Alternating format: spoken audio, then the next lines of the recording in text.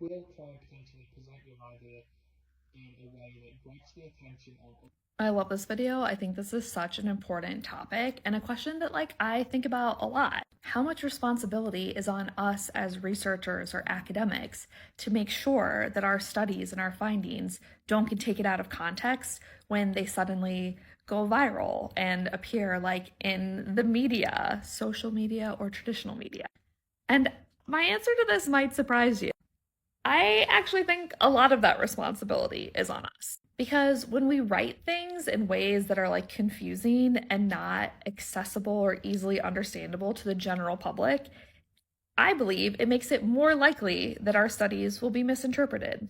So I was talking to my younger sister about this, and I was like, all researchers, all academics should have to have a cover sheet of a study that breaks down in the most basic of terms, be a basic B, and just say here's who was in the study.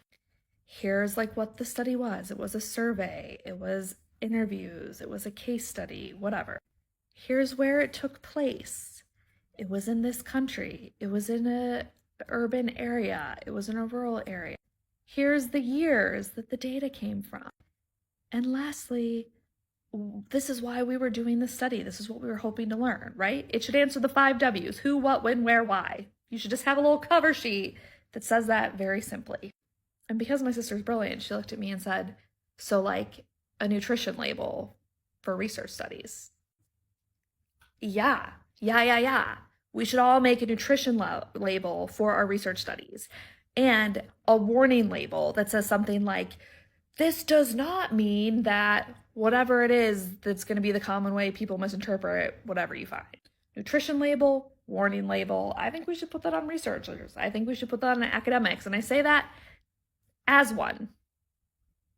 Should the media and content creators do a better job digging deeper and making sure that what they're sharing is actually reflective of the actual studies? Absolutely, yes. And yet, does the structure of academia and the fact that many of this research can be behind paywalls make that very difficult to do?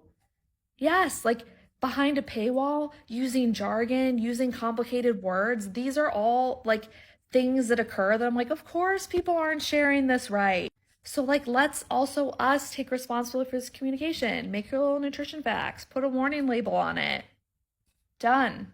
Spell out the intended use. When you think about when you see silly warnings where it's don't use your hair dryer while you're in a bathtub, and you're oh, that's silly. Make up a sentence like that for your study, and put that sentence beneath or above the who, what, when, where, why. Because you just baseline, y'all. Who, what, when, where, why. Very quick, very easy. Not a whole page, one sentence for each one.